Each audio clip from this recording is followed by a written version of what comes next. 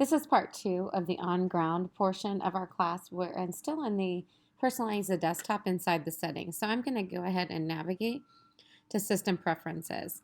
I also changed in my dock while we were on break. Actually, the second video I recorded was audio only, so I decided to do it again. When I go to the dock, I uncheck magnification. So with magnification, this is what your dock looks like. I just prefer for that not to happen, so I unchecked magnification. And the last thing that we left off is I want to talk to you a little bit about when you go to sleep, your computer will automatically default to ask you for a password. So if I go into security and privacy inside that system preferences, then I can search for through privacy. This is where I can change and unlock, add a passcode, go to general. I can change my password this way. This is a way that in case you have a password from a district or you have a password that you've previously used and need to change, you can change your password this way.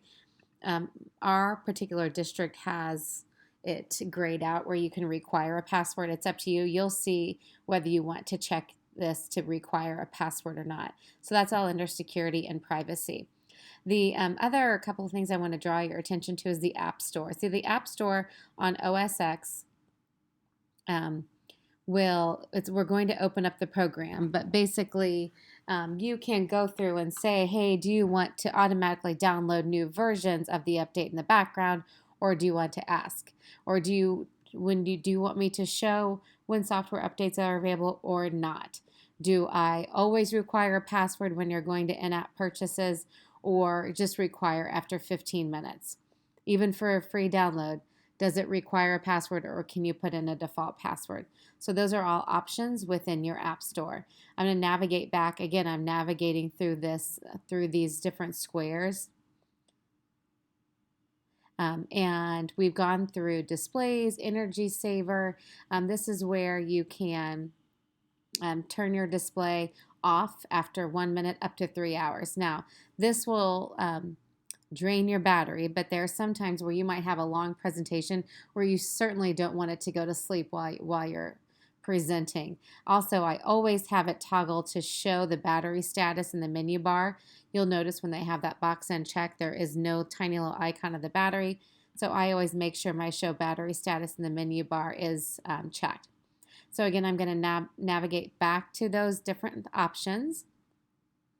And I believe I took you through sound. I'm just going to go back over that one more time. So sound is if something's not working with your AirPlay, always go into sound to see, well, what is your output? Okay, so right now my AirPlay wouldn't work. The sound would come through my internal speakers. But if I chose my AirPlay, of course it's currently in use, but if I chose AirPlay, then the sound will come through your projector. So if something's not quite working with sound, whether it's your computer or through AirPlay, come into System Preferences to Sound, and then you can set it. You can make changes this way. Also, again, volume bar, show volume in the menu bar. You can toggle this on and off. I really like these tiny little shortcuts. This is the Bluetooth, AirPlay's top right-hand side. This is our sound, Wi-Fi, battery, and then my tiny little cloud icons, Adobe Cloud, and then I have a square with a circle around it, which is my QuickTime. Okay, I'm going to navigate back to the system preferences, and we talked about Bluetooth, where your Bluetooth are basically two things communicating, two devices communicating. You can choose to turn this off for no one to find you, or I was working with these little JBL mini headphones yesterday, so I could connect this way. You can also toggle on and off to show the Bluetooth in the menu bar. I have posted a link for the trackpad and the mouse of what those gestures look like. So I'm going to skip through that because I have a secondary source. You can also add in your different email accounts. So I have a Gmail, I have my Exchange through SMSD, and I also have a an old Hotmail account that is logged in through my internet accounts. So it's completely up to you. The iCloud is bonus content. I will post more of those photos at the end because I think that that's probably the hardest concept to get when you start getting used to your Mac.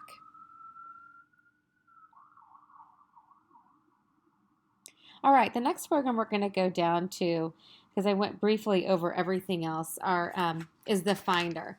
The Finder is where we basically all of the backside of our Mac. So the Finder is this blue option on the bottom left-hand corner. It will not close. So this is the only program that runs at all times. And so Finder on the left-hand side will be your list of basically every single option that you have. And then the right is your contents. Now, this is what you that can make us super efficient. You may need to search for just JPEGs or just Word docs or just music, just WAV files, just PDFs, whatever it is. You can change.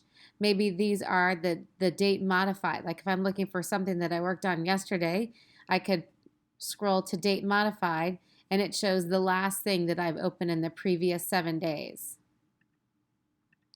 I can also go to different applications. Okay, and I typically like to save them in as docs. Okay, you can also view them in order of the date last open. This is a glide so I can see what these look like. And then again, here is where I can see examples.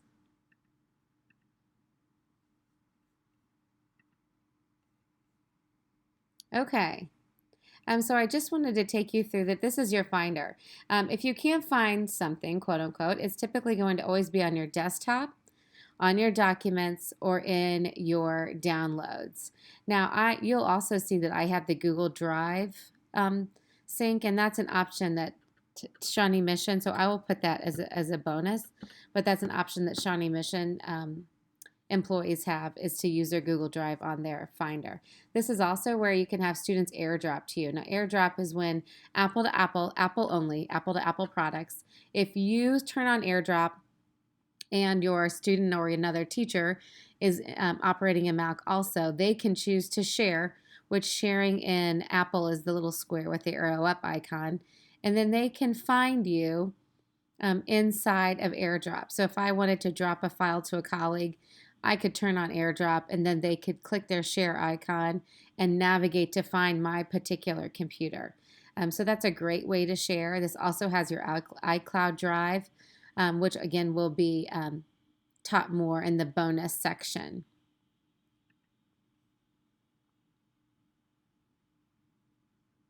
So we've gone through how to see and share your files. So let's say, for example, I want to go ahead and share this image with some students or colleagues. I'm going to open it up, and this is what's called preview. There's some different options. I can zoom in, zoom out.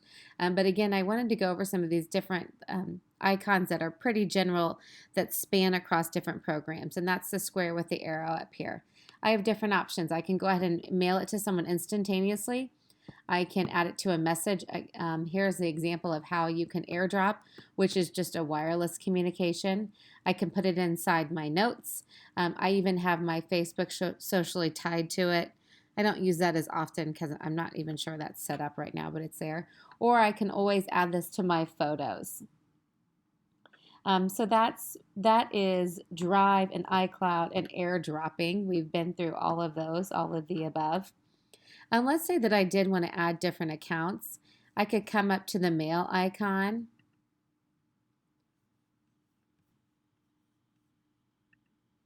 And all I have to do in each Mac program is go up to the general, which is the name of the program, and then go down to accounts. Okay, and this one even has an add an account. So from here, I can just step through the breadcrumbs of adding. This would be an exchange. This would be like an SMSD email. I could go through other email if I want to do in Hotmail. If you have a Gmail, you'll go through Gmail. If you have an iCloud, if you have another, like I have a personal Mac also. at home. I have a big Mac, a little Mac, and so my iCloud account and email address is also connected with that. So that is through your email and how to add those accounts. Basically, you can switch back and forth. Like I'm switching back and forth between all of my different desktops with my 3 fingers. That's another gesture. Okay, next thing we're going to talk about is the App Store. So the App Store runs and maybe looks like just like you've seen for your phone or your iOS, but these are only OS X apps. So you can search for, through top charts, categories, even free. So I'm going to search for free. And these are free apps that are available on your Mac. These are not just apps that are on your phone. These are apps for your actual Mac. And some you'll see that you can purchase with iTunes, or some, but because I search for free, all of these are particularly free. And you can tell what apps you already have by going to that F4 button, which is your Launchpad, also known as your Launchpad on the bottom left. Siri is It's the same as OS X, and it's the same in iOS. But I can go to my Launchpad and see what apps I already have available to use. We're going to go through probably the week before we're finished with this class, a new app or an app maybe newer to you called Sketch, and then also making sure that we are utilizing our QuickTime, because that's really, really important to use. It's super awesome. So I'm going to navigate back to this App Store, and you can just search, for example, let's say if I would like some note taking. So I have Notepad, Notepad Plus, Notepad Text Editor. Look for note taking again. See what's available. Here's a PDF. Maybe I want to do a PDF maker. Here's where I can sign PDFs and or make flipbooks. Here where I can create my own GIFs. So these are all programs that are available on your MacBook, but they do cost. So when you go to purchase apps that you've purchased, you do have to sign in, create an Apple ID, and or log in. When you go to when you very first open your Mac, you will either create an Apple ID, excuse me. And unfortunately, let me make sure I do have that correct. Because I have 4 kids, I need to change my Apple ID password fairly regularly. It's amazing how they can get on there and find all kinds of good things to purchase. I'm going to try my password one more time. There we go. I just had a little bit of nerves. So once I've signed in, I can find those that I've already purchased, and then I can install from the right. So let's say that you've already had one Mac and you're going to a new Mac, and you're like, it's just slightly different. You can still, once you signed in with your Apple ID, you can navigate to the App Store and then click on Purchased and find everything. Your apps go with you, not the device. That's what's really awesome about this Mac product. So I think we're going to stop there for this week. Next week, we're going to do one program that's called Manager that you may or may not have. And then we're going to go into Pages, Numbers, Keynote, and then QuickTime Player. In the next 3 weeks, we're going to do Photos, and then we will go into our final iCloud assignments. So I think once you're comfortable with 1 through 16 on the syllabus that I will share with you, then we are good until the week after Labor Day. I do want to go back up to item number 9 on your syllabus, which is called the web, Safari versus Chrome. So this Safari is the compass looking icon. So I'm going to go ahead and open up a Safari window for you to see what that looks like. And you're like, okay, well, I want to go where I'm comfortable. So maybe I'll go to Google Images. And what's great about Safari is that there's some more options. Because it is an Apple product, Apple likes talking to Apple products.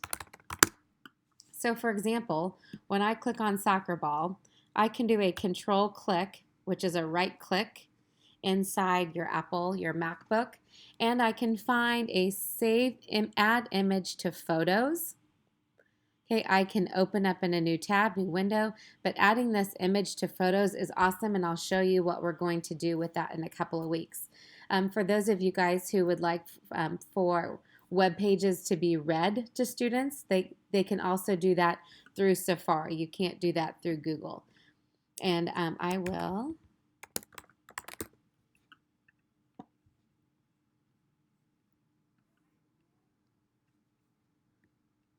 go through how so now all I've done is highlight a piece of text. I've done a control click. Now I'm in Safari, not Google Chrome. Control click speech, and I start speaking. The United States Declaration of Independence is the statement adopted by the Second Continental Congress meeting at the Pennsylvania State House, now known as Independence Hall, in Philadelphia, Pennsylvania on July 4, 1776. The Declaration announced that the 13 colonies